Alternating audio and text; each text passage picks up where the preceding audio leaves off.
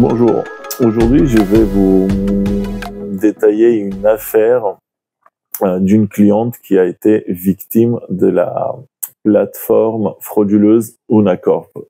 En réalité, plus précisément, le groupe unacorp.com. Ma cliente dans cette affaire a effectué des virements pour un montant total de plus de 100 000 euros. Elle croyait donc investir avec des taux assez attrayants.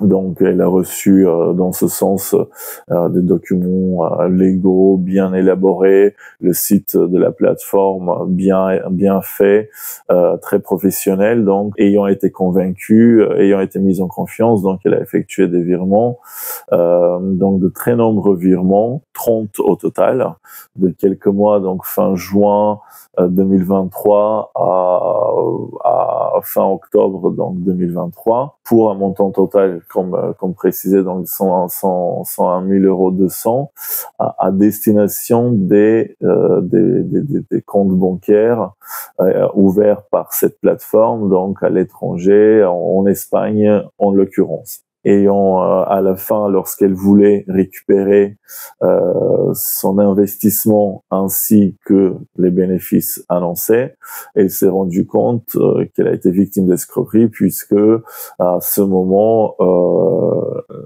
ses interlocuteurs se sont évanouis dans la nature, donc plus aucun contact, et elle n'a rien pu récupérer. Donc elle a porté plainte. Elle s'est rapprochée donc d'un avocat et on s'est mis en contact, donc, et on a élaboré une action, on a élaboré une stratégie afin de récupérer au moins une partie des fonds perdus. Donc on a saisi le tribunal judiciaire de Créteil.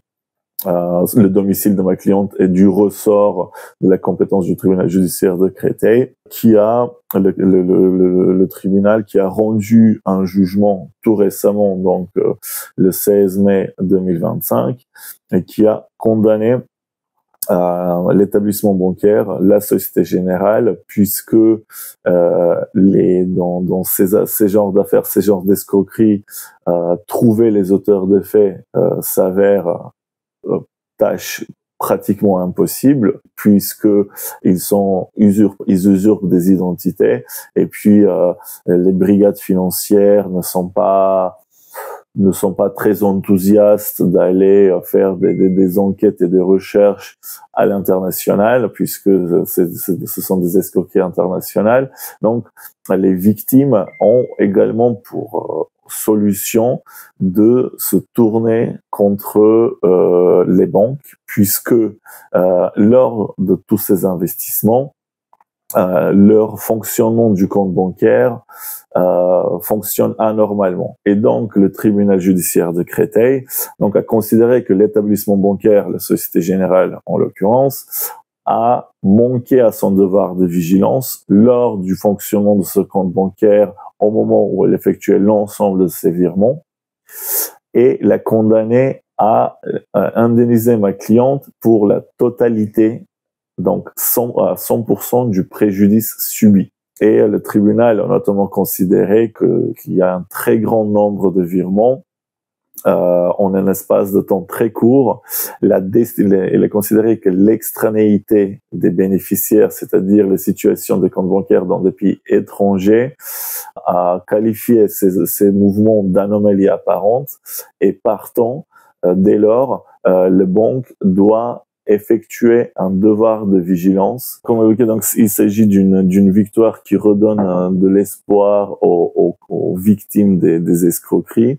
Et aujourd'hui, il convient de souligner que cette jurisprudence est de plus en plus florissante. Il y a de plus en plus de grand nombre de tribunaux et également des cours d'appel qui condamnent les banques pour un manquement au devoir de vigilance, des positions qui poussent les établissements bancaires à adopter une attitude plus responsable, de tout faire pour éviter la réalisation du préjudice, ce qui est très positif.